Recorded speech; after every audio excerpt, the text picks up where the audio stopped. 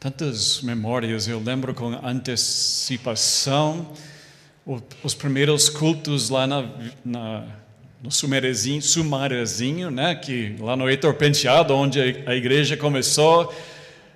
Como a gente sonhava em ver gente conhecendo Jesus através daquele lugar, já estávamos preparados para discipular as pessoas. Enéas e Isabel foram os primeiros para conhecer Jesus em uma maneira íntima naquela época e entraram no discipulado e nos alegramos muito com eles e com outras pessoas que Deus começou a atingir através do ministério da igreja.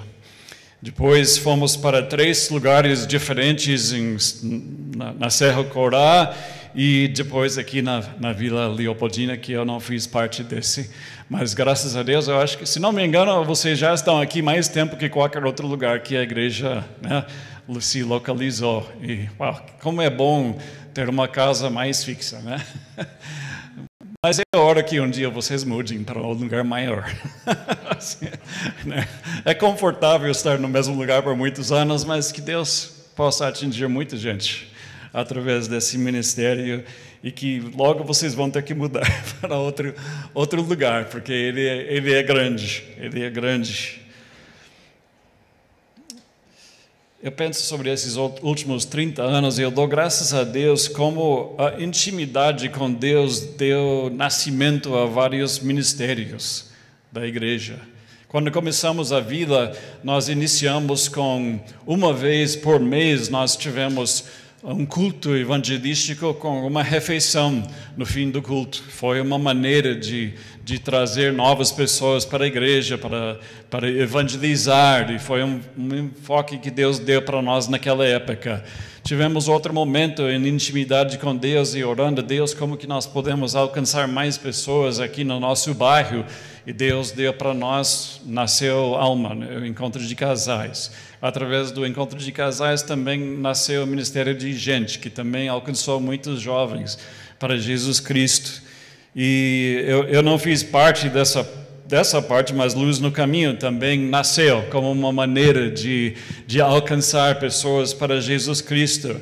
E outros tipos de atividades, e através do próprio Ministério dos Cultos no domingo, é uma porta de entrada para as pessoas a conhecer Jesus e para evangelizar as pessoas, para levar pessoas a conhecer nosso Pai maravilhoso que nos ama. Eu dou graças a Deus por esses 30 anos. E eu penso, Deus e os próximos 30 anos. Eu tenho uma tendência de crer que Cristo vai voltar antes de terminar os 30 anos. É isso que eu realmente sinto no meu coração. Não estou declarando isso como uma profecia, mas é isso que eu sinto no meu coração, que Cristo vai voltar antes. E que Ele se encontra a gente com fé. Uma igreja e uma pessoa, nós temos 2 opções, mas não podemos viver nos 2. Nós podemos viver no temor, ou nós podemos viver na fé. Nós podemos temer os gigantes da terra e do mundo, ou nós podemos crer e confiar em Deus.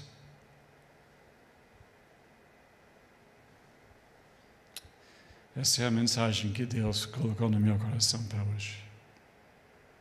Vamos temer ou vamos crer? Não podemos fazer os 2. Que sejamos encontrados na fé.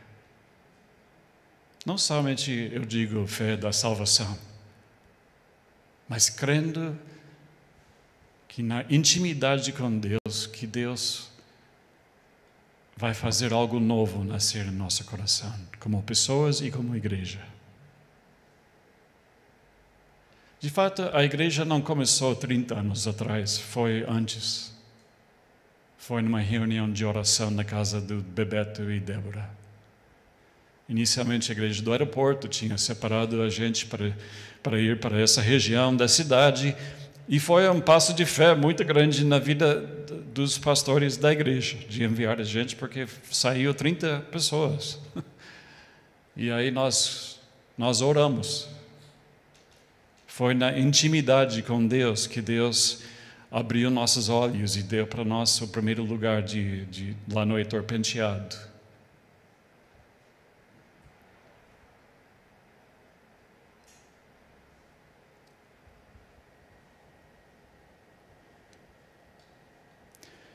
Como vão parecer os próximos 30 anos? Pode ser que Cristo venha. Vamos entrar na terra prometida? Vida pode viver seus melhores anos de sua existência nos próximos anos. 3 pontos de exclamação. Eu vou repetir porque eu acho que eu não falei do jeito que está escrito aqui. Vida pode viver seus melhores anos de sua existência nos próximos anos. Amém. É isso que eu queria ouvir. Não por mim, mas para a glória de Deus. Né? Nós não precisamos olhar para trás, podemos olhar para o futuro, daquilo que Deus tem para as nossas vidas. Ainda falo nosso, porque ainda essa é minha igreja também. Vocês são minha igreja lar aqui no Brasil, né? E um pouco do aeroporto também, mas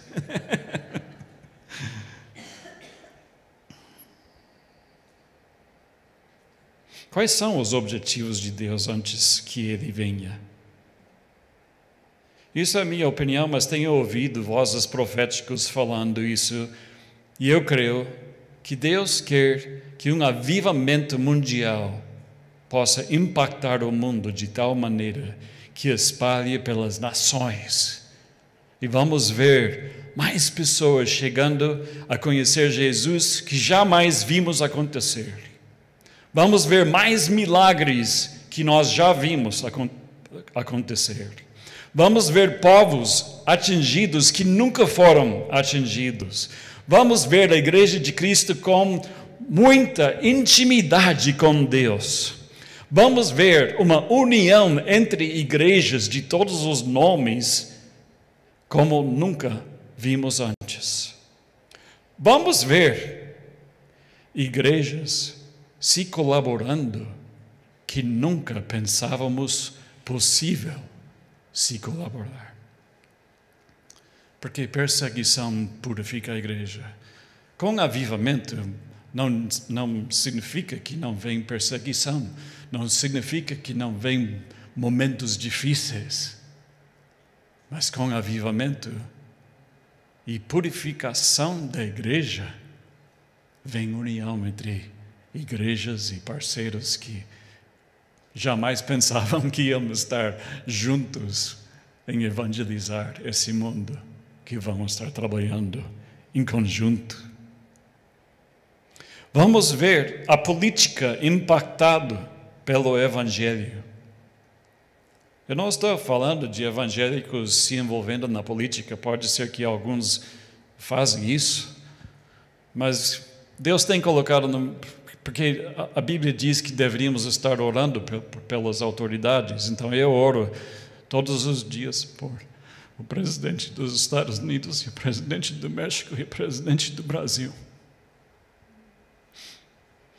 Se Deus mudou o coração de Nabucodonosor, Ele pode levar esses homens para passear e levar cada um deles para arrependimento, que leva um país para uma transformação radical nos seus valores. Ele fez com Nabucodonosor exatamente isso. Ele foi um homem que era um todo-poderoso, que foi pastar com os gado lá no campo. Mas se arrependeu. Ele pode fazer isso, ok? Vocês creem? Vamos orar por isso.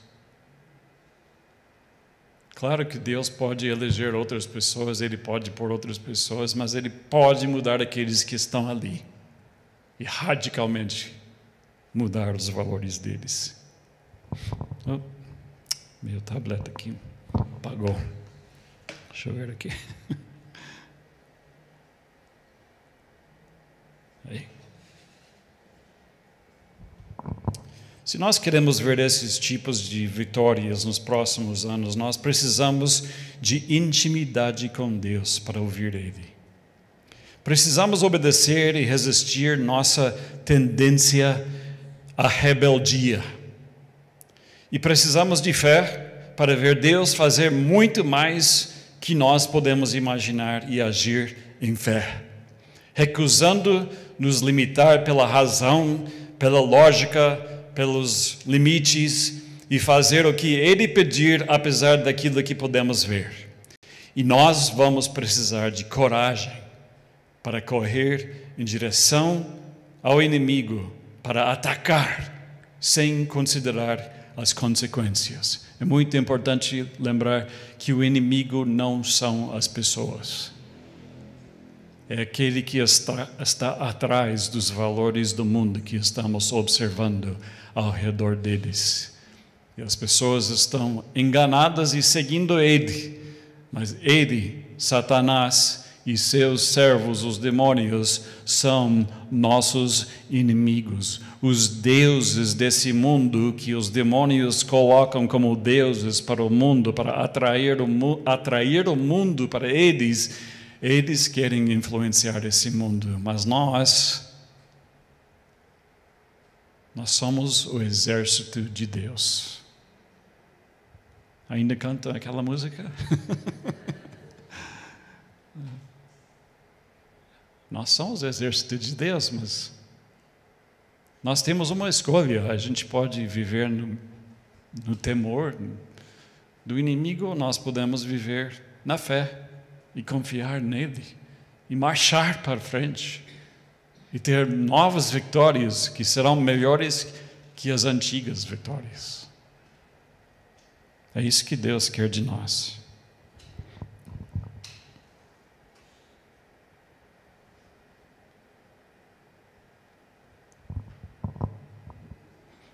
O medo entrou no jardim com Adão e Eva. Junto com o pecado entrou a vergonha. Apocalipse diz que será a última coisa para ser vencida. A vergonha, que não vai ter vergonha no céu.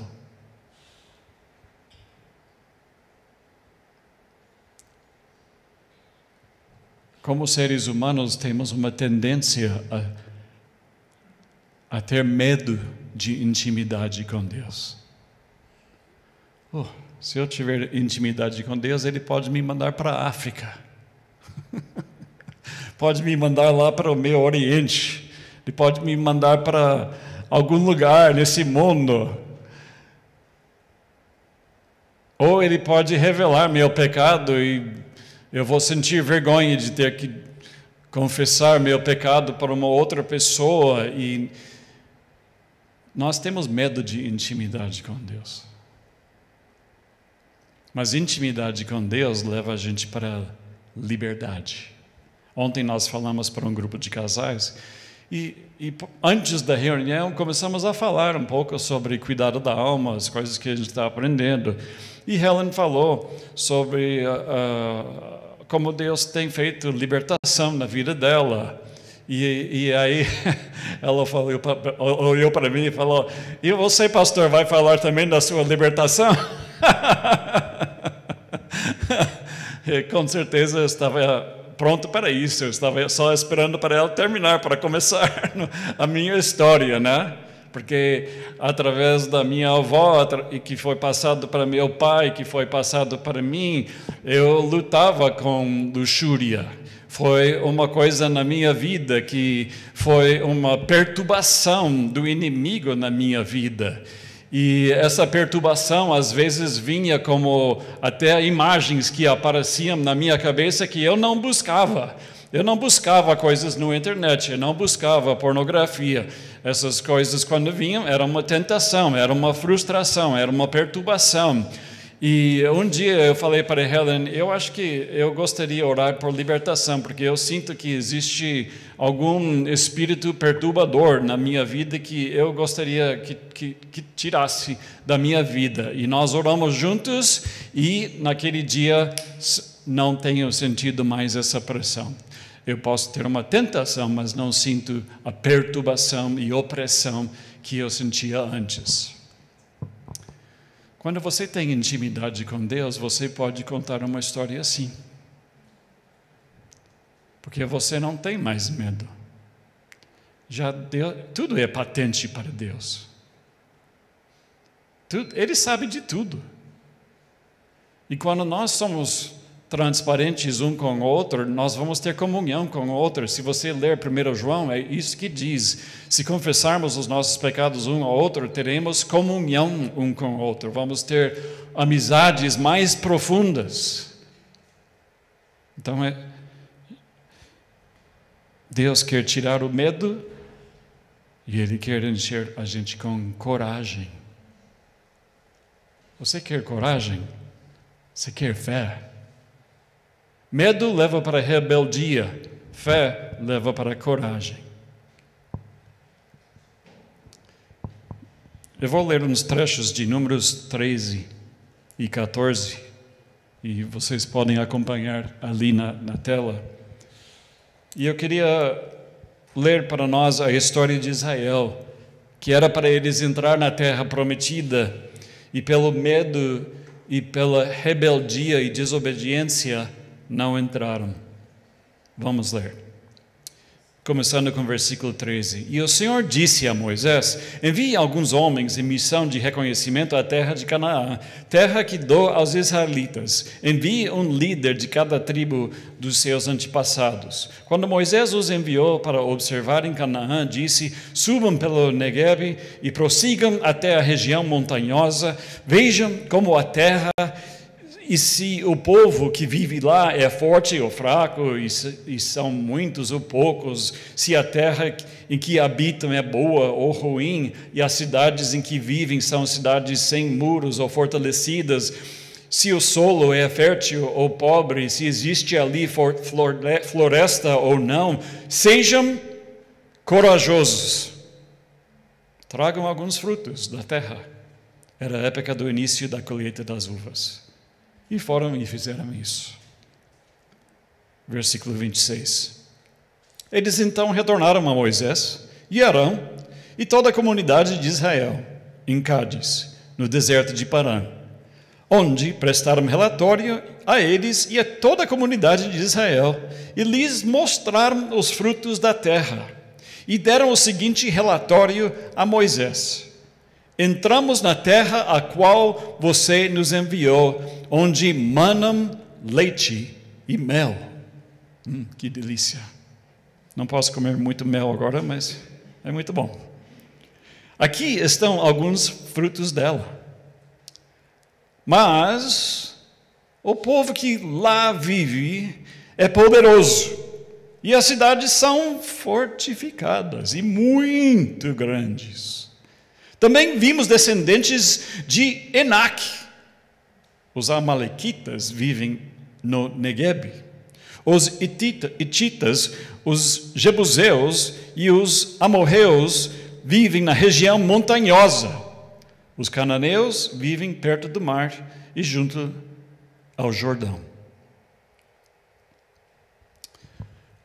Quando eles começaram a falar dos gigantes, os olhos do povo começaram a ficar grandes. E a boca abriu, boca aberta, de susto e de medo. Quando você pensa na nossa cultura, a necessidade do Evangelho, os desafios de levar uma igreja a crescer no meio desse ambiente, os milagres que vão impactar o mundo ao nosso redor, quando você pensar nos gigantes e desafios, de alcançar esse mundo e de levar as igrejas para o avivamento, que é que deixa seu olho aberto e boca aberta? O que é que assusta no meio disso?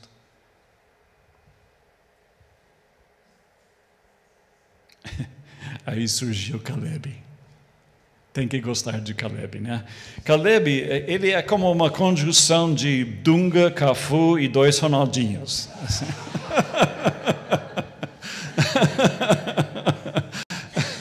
Assim, Caleb, ele estava pronto para já correr para lá. Olha o que ele fala. Então Caleb fez o povo calar-se perante Moisés. Porque eles já começaram a sussurrar, já começaram a falar um com o outro. Ai, não, isso aqui é impossível, a gente não vai conseguir. E Caleb fala: subamos e tomemos posse da terra. É certo que venceremos. Tem que gostar desse cara, né? Todo mundo ali reclamando, menos Josué, mas ele fala que a gente pode tomar. Mas ali entrou os fofoqueiros. Gente, Deus odeia fofoca. E fofoca destrui igrejas e destrui a obra de Deus. Ninguém tem me falado que vocês têm problema de fofoca aqui. Se tiver, é só Deus que sabia. Mas eu já vi fofoca destruir pessoas, igrejas e movimentos de Deus. Então vamos ver aqui o que aconteceu, versículo 31. Mas os homens que tinham ido com ele disseram: não podemos atacar aquele povo, é mais forte do que nós. Mentira. E espalharam entre os israelitas um relatório. Preciso falar para você, um relatório. Que não é bom a gente ir para lá porque vamos morrer. Né? Um relatório negativo acerca daquele lugar, daquela terra. Disseram: a terra para a qual são de grande estatura. Pulei?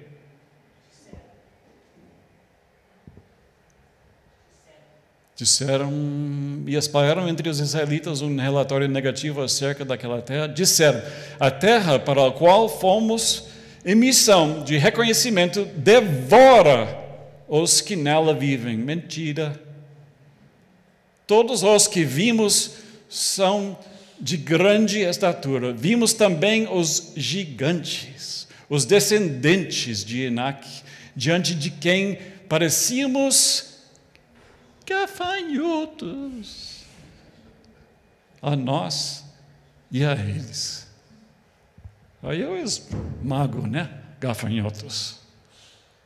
Bom, hoje em dia não é tão popular fazer isso com os bichos, mas é isso que eu faço. É isso que eles sentiam como gafanhotos. Mas tudo isso é fofoca, gente. Assim, claro que tinha gente grande lá. É claro que tinha numerosos exércitos, mas aonde estavam enfocados seus olhos? No tamanho do homem, em vez do tamanho de Deus. Onde estão seus olhos, gente?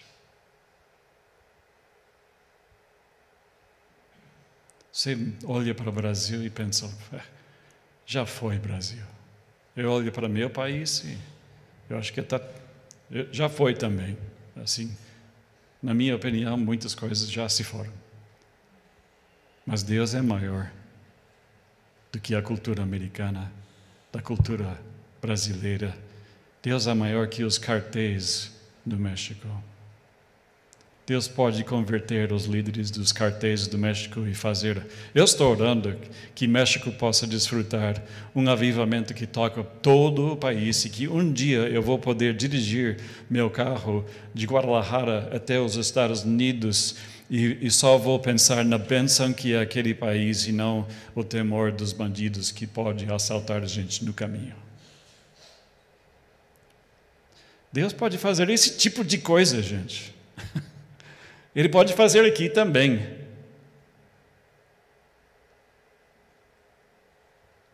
Como que chama aqueles grupos no Rio hoje? Os bandidos de Jesus, como que chama?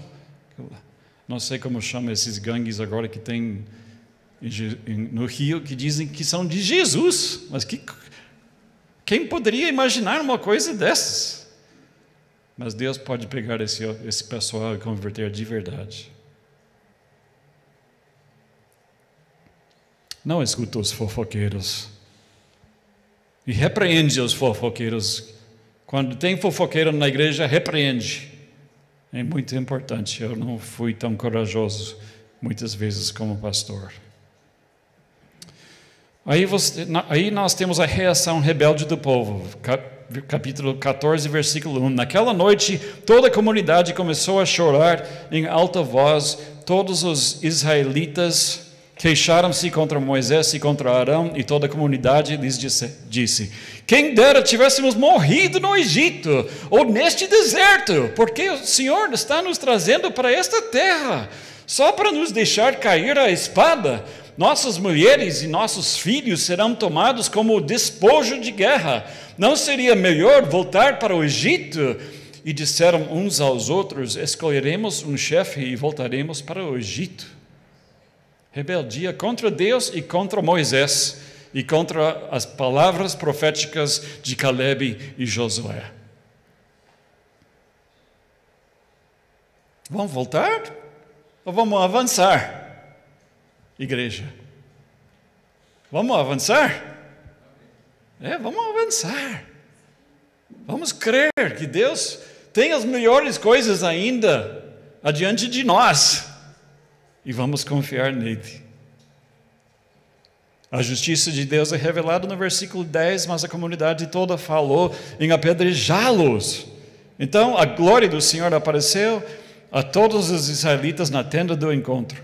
E o Senhor disse a Moisés: até quando este povo me tratará com pouco acaso? Até quando se recusará a crer em mim, apesar de todos os sinais que realizei entre eles? Eu os ferirei com praga e os destruirei, mas farei de você, Moisés, uma nação maior e mais forte do que eles. Uau! Deus não lhe agrada com rebeldia. Ele quer obediência que vem da fé em Cristo.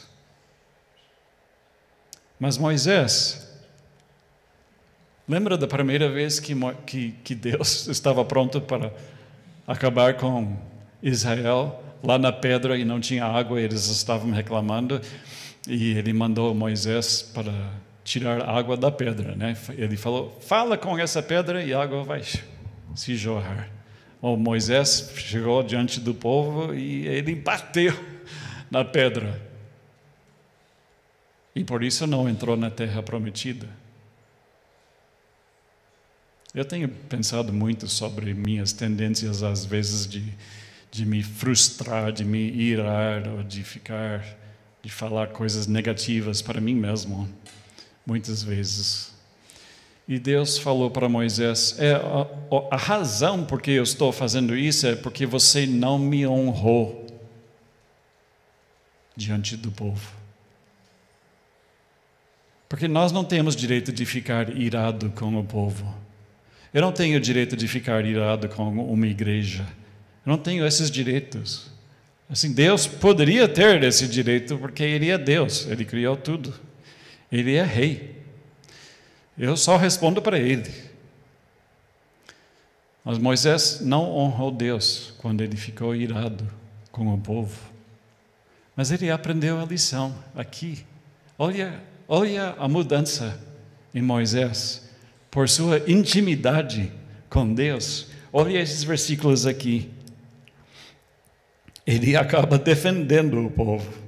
Versículo 13. Moisés disse ao Senhor: então os egípcios ouvirão que pelo teu poder fizeste este povo sair dentre eles, e falarão disso aos habitantes desta terra. Eles ouvirão ouviram que tu, ó Senhor, estás com este povo e que te veem face a face, Senhor, e que a tua nuvem paira sobre eles, e que vais adiante deles numa coluna de nuvem e de dia e numa coluna de fogo de noite, se exterminares este povo, as nações que ouvirem falar do que fizeste dirão: o Senhor não conseguiu levar esse povo à terra que lhes prometeu em juramento. Por isso os matou no deserto. Mas agora que a força do Senhor se manifeste, segundo prometeste.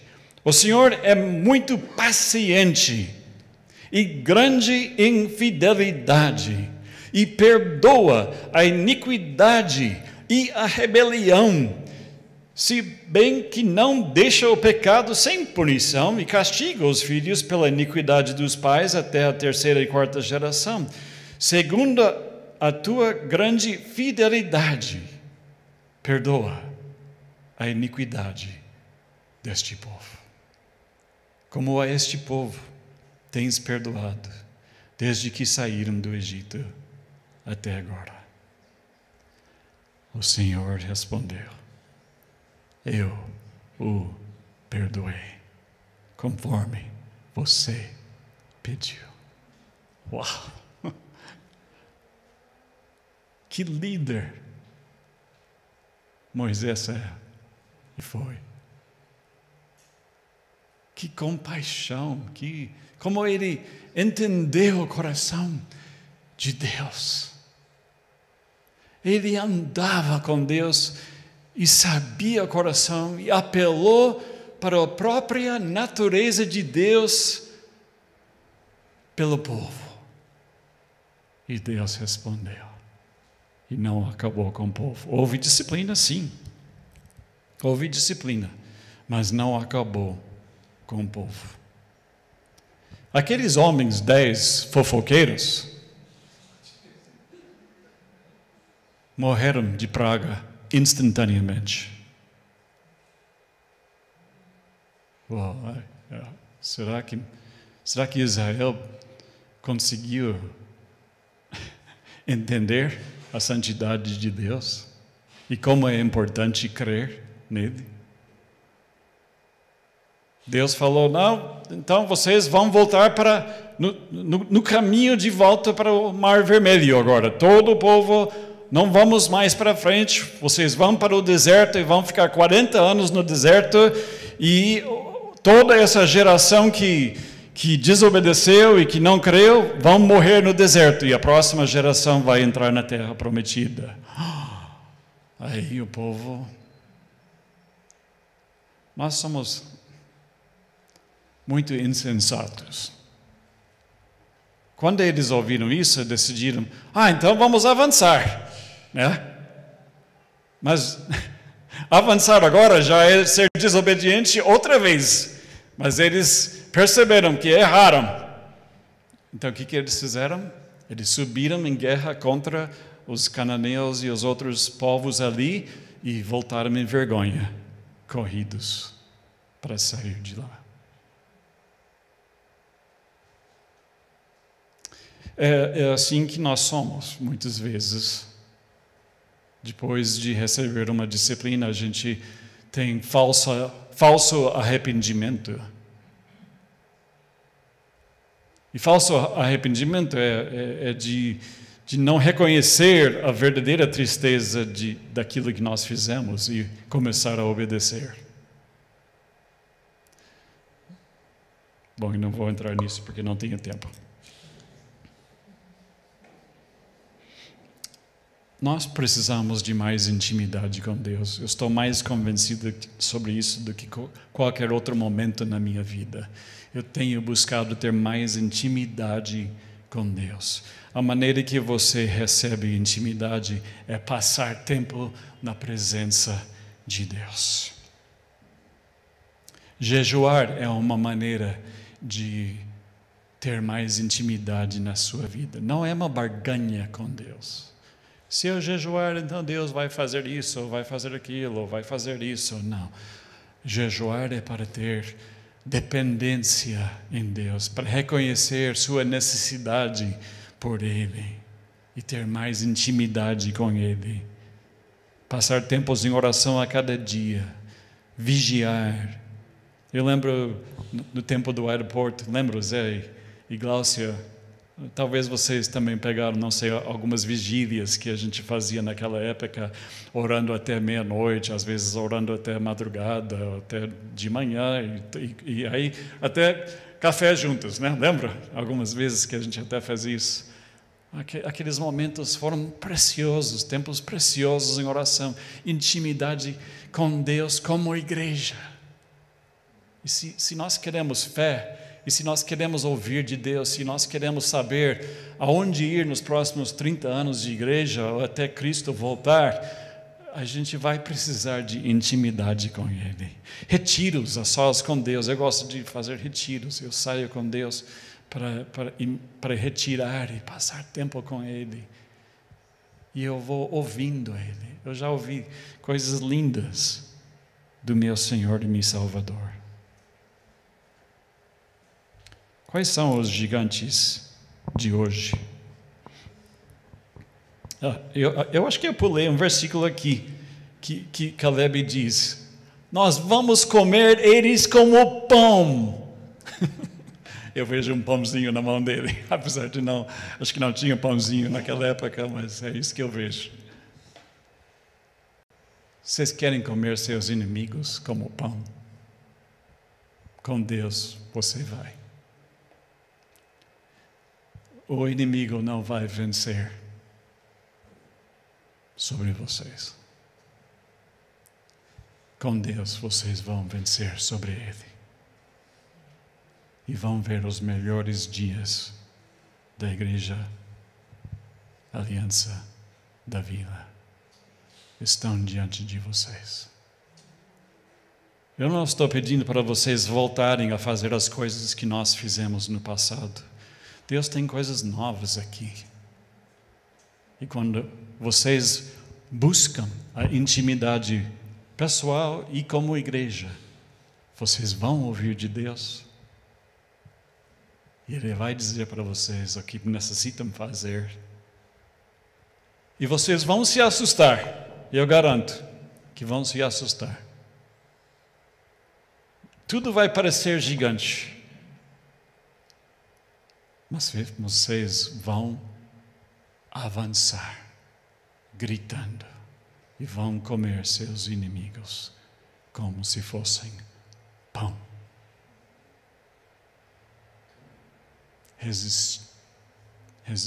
Esqueci em português. Resistir ao diabo e ele fugirá de vós, ou de vocês. Você crê? Tem uma escolha hoje. Vão temer ou vão crer? Vão rebelar ou vão obedecer? Se a gente crer, vamos ter coragem. E Ele vai fazer tudo. Pai, obrigado por essa preciosa mensagem. Obrigado, Senhor, por Sua presença aqui neste lugar. Obrigado por esses 30 anos de igreja. E obrigado pelos 30 na frente. Ou esse tempo até Cristo voltar. Queremos ser achados com homens e mulheres de fé. Para a glória de Deus. Em nome de Jesus. Amém.